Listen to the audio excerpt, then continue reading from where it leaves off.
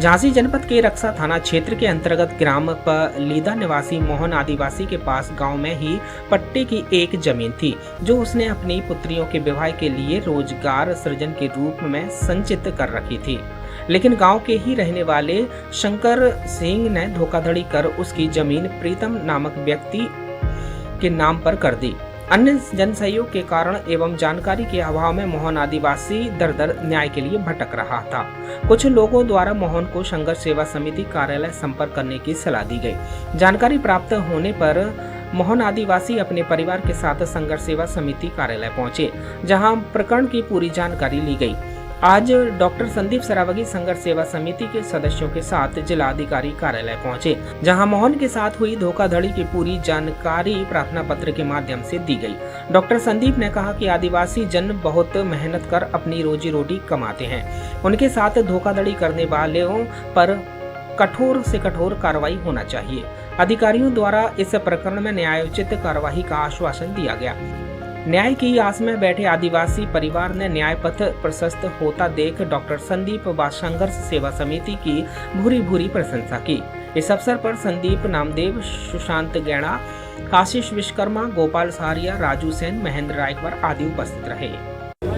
बाबू जी क्या नाम है? कहाँ से आए और अलिंदा कहाँ पे आए? क्या मामला हुआ? जगह का मामला है।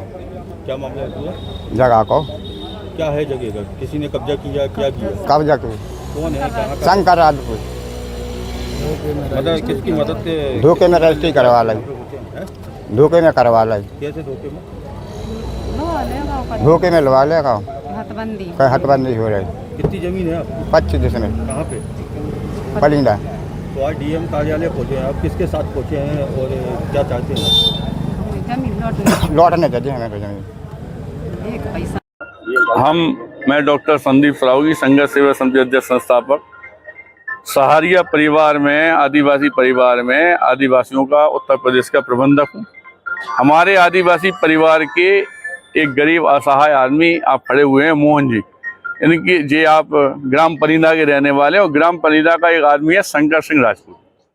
उसके द्वारा इनका जमीन की रजिस्ट्री फर्जी तरीके से कराकर 1,40,000 रुपये उसमें दिखाए, और जबकि सरकारी नियम है कि 20,000 रुपये नकद बाकी चेकें दी जाती हैं। ना इनको कोई चेक दी ना कुछ दी। और क्रेता विक्रेता पर रजिस्ट्री पे उसने अपना नंबर डलवा दिया, जिससे लेखपाल या कोई भी फ़ोन करेगा उस नंबर पे तो वो खुद ही पहुंच जाएगा और वहाँ सेटलमेंट कर लेगा। जब इन्हें मालूम चला कि इनकी रजिस्ट्री हो गई तो जो उनके पास पहुँचे, इन्होंने उनसे कहा कि भाई साहब जी आपका गलत बात है और आप हमारी 2 बेटी हैं जवान, इनकी बद्दुआ लेके आप कहाँ जाएंगे? तो उनसे बोला कि आप परेशान नहीं हो, वो लिखा पढ़ी हो गई और हम आपकी बेटियों की शादी के लिए आपको कुछ धन दे देंगे। अच्छा, चूंकि गरीब अनपढ़ आदमी सिर्फ विश्वास ही में जिंदा रहता है, तो आप दोबारा जब पहुंचे तो उन्होंने इन्हें बाकायदा बेइज्जती की और उनसे कहा कि अगर तुम कहीं भी गए एप्लीकेशन देने, FIR करने, कुछ भी करने, तो हम तुम्हारी ज़िंदगी बर्बाद कर देंगे, तुम्हारा घर समाप्त कर देंगे। इस तरह की जब दयनीय स्थिति इनकी हुई तो ये हमारे पास आए। और चूँकि कोई भी व्यक्ति झांसी हो या बुंदेलखंड अगर दुखी है या परेशान है तो उसके लिए मैं डॉक्टर संदीप सरावगी संघर्ष सेवा समिति हमेशा खड़े हैं।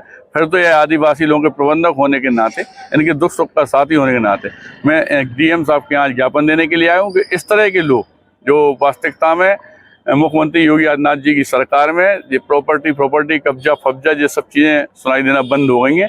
लेकिन ऐसे में भी ऐसे लोग जो वास्तविकता में गरीब लोगों का शोषण कर रहे हैं, इन पर FIR हो, दर्ज हो और इन बेचारों को न्याय मिलना चाहिए। इसके लिए आज हम लोग आए।